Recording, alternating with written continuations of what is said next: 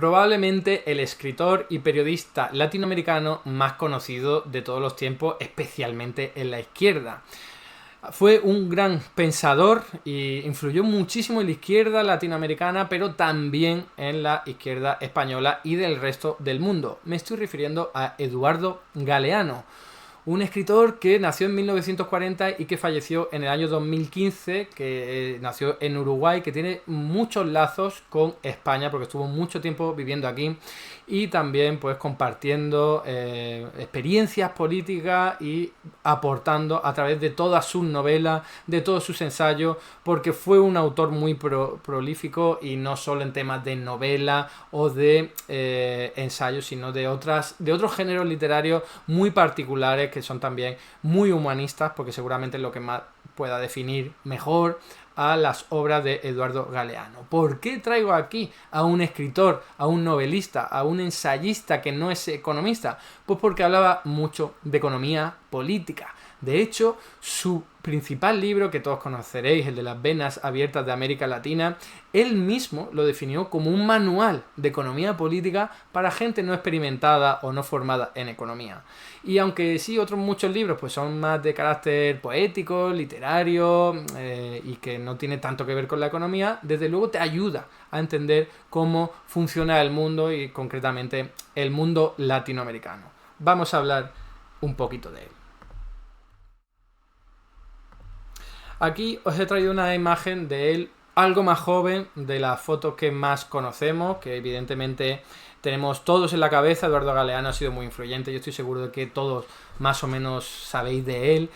Aquí tenéis una imagen, estuvo además en los últimos años muy vinculado con el 15M, yo a partir de ahí lo conocí y aprendí muchísimo de sus textos, todavía lo sigo haciendo porque ha escrito tanto que es imposible leerlo entero, y aquí simplemente pues voy a comentar un poquito de su vida, un poquito. Él nació en Uruguay, en Montevideo, y en el seno de una familia rica, una familia acaudalada y católica.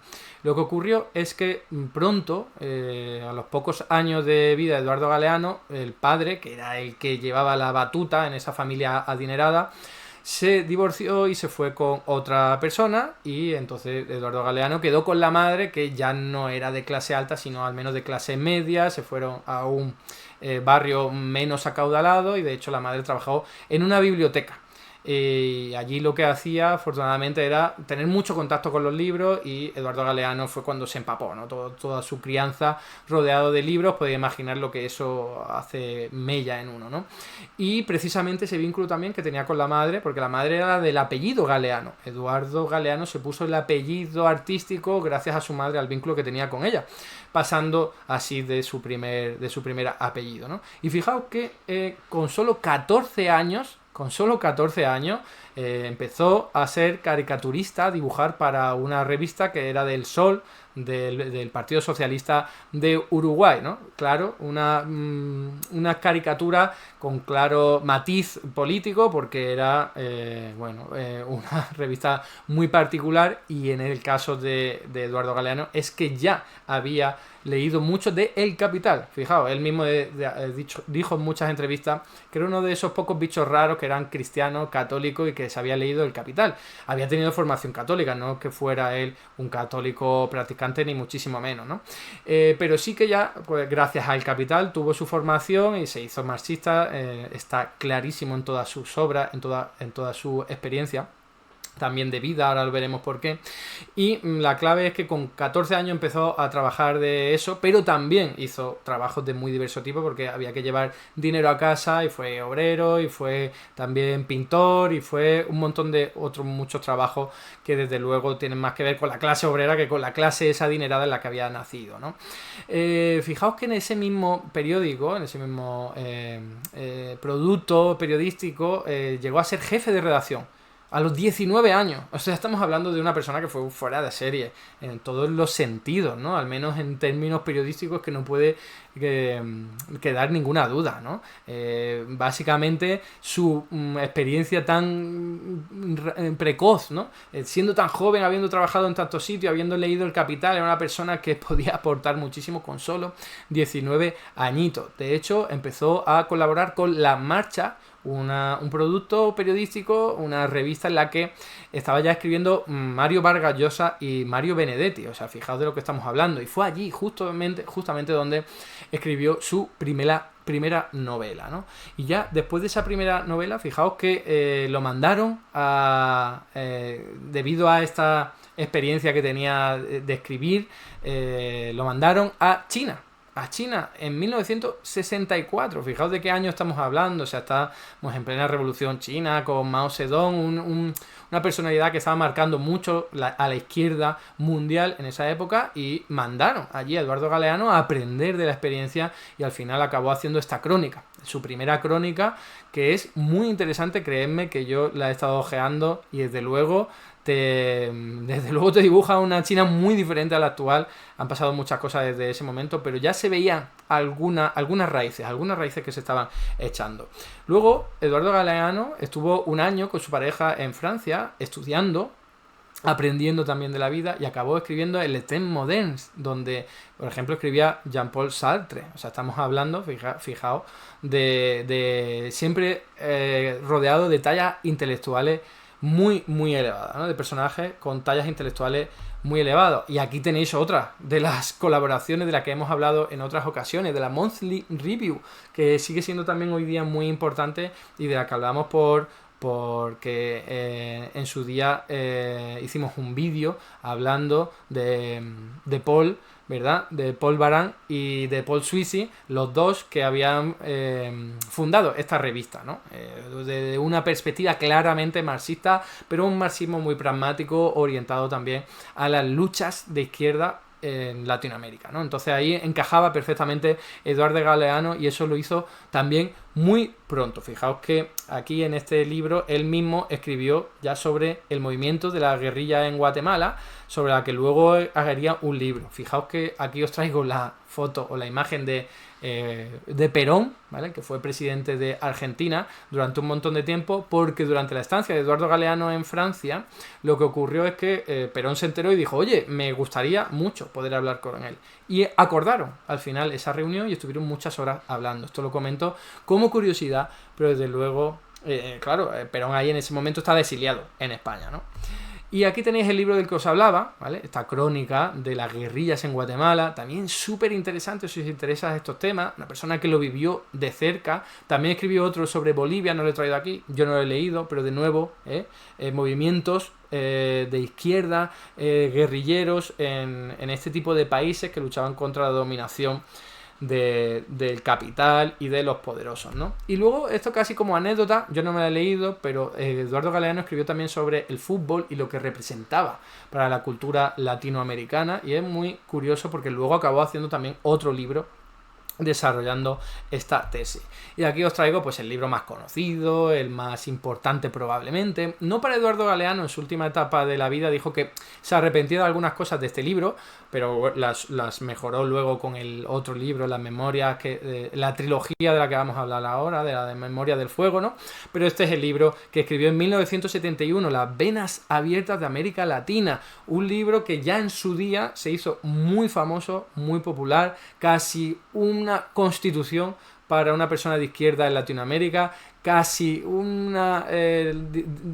el libro de los 10 mandamientos, casi una Biblia, en fin, entendéis por dónde van los tiros, porque fue una revisión de la historia de Latinoamérica desde el momento en el que la colonizaron hasta la época en la que escribió Eduardo Galeano. ¿Cuál fue el sometimiento al que se vieron abocadas las poblaciones indígenas de Latinoamérica en un primer momento por los colonizadores, sobre todo el Imperio Español, y luego por Estados Unidos? Y es otra forma de ver la historia, de una forma también muy humanista, muy fácilmente leíble, porque son cuentos, son historias, son anécdotas, es una visión periodística, lo recuerdo, para que sea más ameno, pero muy mágica. Si no habéis leído este libro, tenéis que leerlo. Es para mí uno de los must para entender cómo funciona el mundo y también cómo funciona Latinoamérica en particular, ¿no? Y casualmente, a pesar de ser uno de los libros más conocidos del mundo, resulta que Hugo Chávez, el presidente de Venezuela, en el año 2008 se lo llevó a Barack Obama fue un acto simbólico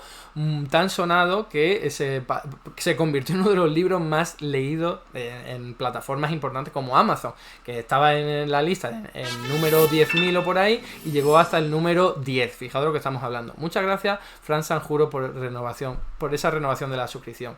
Así que este libro, de verdad, tenéis que leerlo sí o sí. Como decía, luego fue de alguna forma mejorado, pero el de 1971 es el original. Es el que todo el mundo debería conocer. Y aquí tenéis otro menos conocido, en 1975, La canción de nosotros, que va básicamente de cuentos, de nuevo, de relatos de las luchas armadas y de las relaciones que había en el mundo de la izquierda y de la clase obrera, la clase campesina, en muchas zonas de Latinoamérica, y su relación con la pequeña burguesía, los lazos culturales. La verdad es que es un libro súper curioso, poco conocido, como os estoy diciendo, y que ganó un premio muy importante, el de la Casa de las Américas, ¿eh?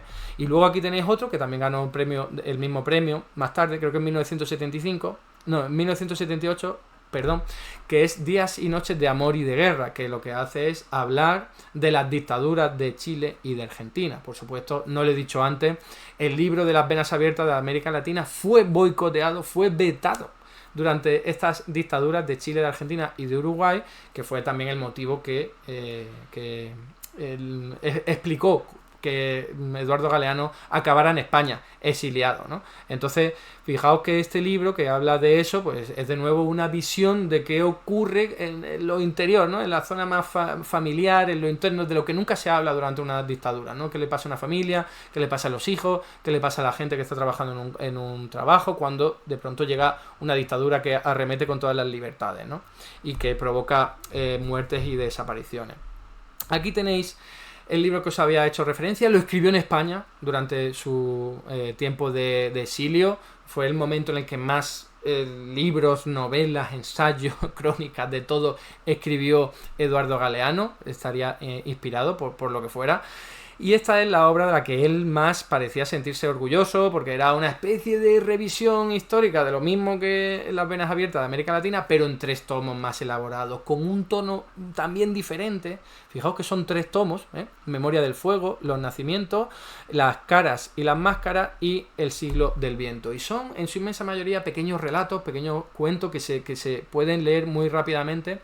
Y lo que hacen es contarte de forma más o menos cronológica lo que ha sufrido Latinoamérica desde el siglo XVI por culpa del sometimiento a las potencias colonizadoras y luego a Estados Unidos, ¿no? Y lo hace diluyendo las fronteras entre países para que la gente que lo esté leyendo no sepa si uno es de Venezuela, de Panamá, de Argentina, de Colombia. No lo puede saber, porque al fin y al cabo a todos ellos les une la identidad de ser un pueblo oprimido por culpa de los grandes poderes occidentales, ¿no? Y desde luego muy recomendable, por supuesto. Aquí os comento que cuando volvió a Uruguay finalmente después de la dictadura, empezó a escribir en esta revista, la de Brecha. Fijaos que aquí habla de Cuba duele. Por supuesto, Eduardo Galeano era partidario de la Revolución Cubana, pero también fue muy crítico con lo que acabó ocurriendo o ha acabado ocurriendo. Y fijaos que aquí también escribió con Mario Benedetti. Y bueno, aquí para ir terminando con 3 libros que ya escribió en el siglo XXI, seguramente conocidos por muchos, desconocidos por otros, pero tenéis este que es una maravilla, el libro de los abrazos, que si no me equivoco creo que también obtuvo un premio muy importante, y son de nuevo pequeños relatos, muy fácil de leer. Si os queréis ir a la cama y queréis leer algo, es que este libro es perfecto para leer un pequeño relato antes de dormir e ir empapándote de esa poesía, de ese humanismo de Eduardo Galeano, que es un maldito poeta, es magnífico. Escuchad alguna conferencia de él en los últimos años, porque era clarificador todo lo que decía, y de una forma que decías, ostras, es que me acaba de convencer y qué bonito lo cuenta, en fin. Otro libro, Los hijos de los días, que es un relato para cada uno de los días del año, de nuevo, con esa visión poética, humanista, es siempre lo mismo, pero desde luego algo novedoso. Menos mal que Eduardo Galeano escribió tantísimo sobre ello. Y este es el último que se escribió y se publicó después de que Eduardo Galeano falleciera en 2016. No he dicho los anteriores, este es de 2011, el de Los hijos de los días, y este es del año 2003. Pero El cazador de historia es el último y al fin y al cabo de nuevo lo mismo, con ese estilo poético y humanista. Eduardo Galeano es un más. Tenéis que leerlo sí o sí. Hasta aquí el vídeo de hoy. Muchas gracias por estar ahí y si te ha resultado interesante, no dudes en comentar, darle like y compartir, que la teoría económica dominante no se combate sola.